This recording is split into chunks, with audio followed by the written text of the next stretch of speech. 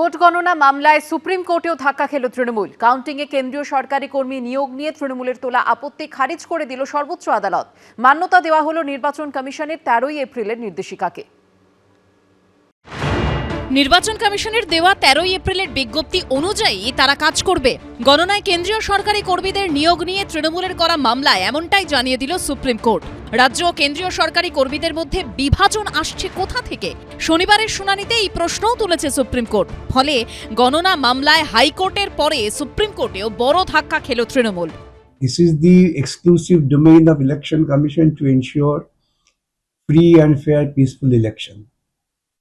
Now, the Election Commission will have to take a call whom they will engage.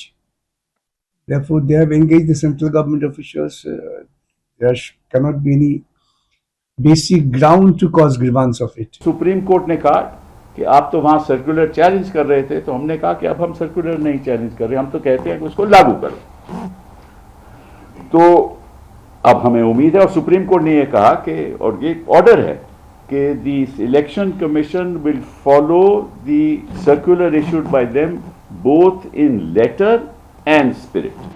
সোমবার 294 বিধানসভা কেন্দ্রের গণনা হবে রাজ্যের 77টি কেন্দ্রে। সেখানে কাউন্টিং সুপারভাইজার ও কাউন্টিং অ্যাসিস্ট্যান্ট হিসেবে শুধুমাত্র কেন কেন্দ্রীয় সরকারি কর্মীদের নিয়োগ করা হবে, এই প্রশ্ন তুলে প্রথমে হাইকোর্টের দ্বারস্থ হয় তৃণমূল। কিন্তু সেই মামলা খারিজ করে দেয় কলকাতা হাইকোর্ট। এই অবস্থায় সুপ্রিম কোর্টের দ্বারস্থ হয় শাসক দল। শনিবার সেই মামলার শুনানি হয় বিচারপতি PS নরসিমহা এবং বিচারপতি জয়মাল্য বাগচির ডিভিশন বেঞ্চে। এদিন সুপ্রিম কোর্টে তৃণমূলের আইনজীবী কপিল সিব্বল বলেন, ইতিমধ্যেই মাইক্রো অবজারভাররা রয়েছেন, এরপরও কেন কেন্দ্রীয় সরকারি কর্মীদের সুপারভাইজার বা কাউন্টিং অ্যাসিস্ট্যান্ট হিসেবে নিয়োগ করা হবে? তিনি আর্জি জানান গণনায় রাজ্য সরকারি কর্মীদেরও রাখা হোক। এরপরে আদালতের একাধিক প্রশ্নের মুখে পড়তে হয় তৃণমূলের আইনজীবীকে। বিচারপতি জয়মাল্য বাগচি বলেন, কাউন্টিং সুপারভাইজার এবং কাউন্টিং অ্যাসিস্ট্যান্টরা নির্বাচন কমিশনের অধীনে কাজ করবেন। প্রশ্ন তোলেন, তারা যদি কমিশনের সম্পূর্ণ নিয়ন্ত্রণে কাজ করেন, তাহলে তারা কেন্দ্রীয় সরকারি কর্মী নাকি রাজ্যের, তাতে কি এলো গেল? গণনা কেন্দ্রে সমস্ত দলের এজেন্ট থাকবেন, তাহলে অসুবিধা কোথায়? বিচারপতি বলেন, কমিশনের কাছে কেন্দ্র রাজ্য উভয় পক্ষের কর্মীদের মধ্যে থেকে আধিকারিক বাছার অধিকার আছে।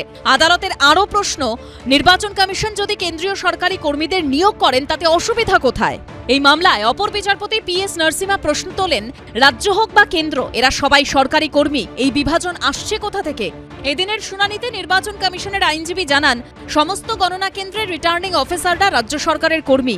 দুপক্ষের সওয়াল জবাব শোনার পর আদালত জানিয়ে দেয়, এই মামলায় আলাদা করে কোনো নির্দেশ দেওয়ার প্রয়োজন নেই। নির্বাচন কমিশন 13ই এপ্রিল যে বিজ্ঞপ্তি জারি করেছে, সেটা মেনেই তারা কাজ করবে।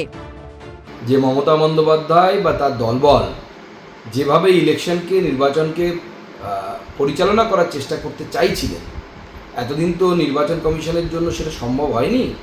এবার কোর্টও সেটা আর সম্ভব হতে দিল না মমতা বন্দ্যোপাধ্যায় এবং তার দলবলকে।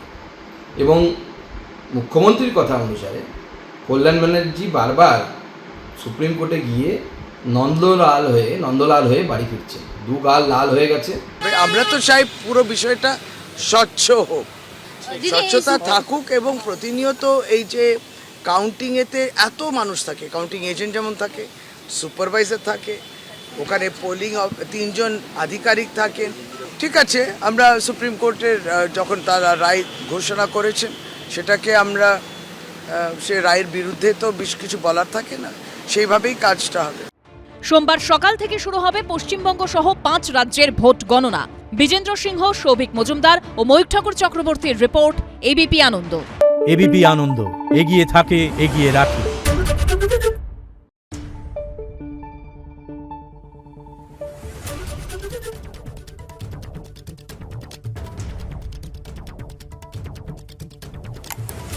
Thank you.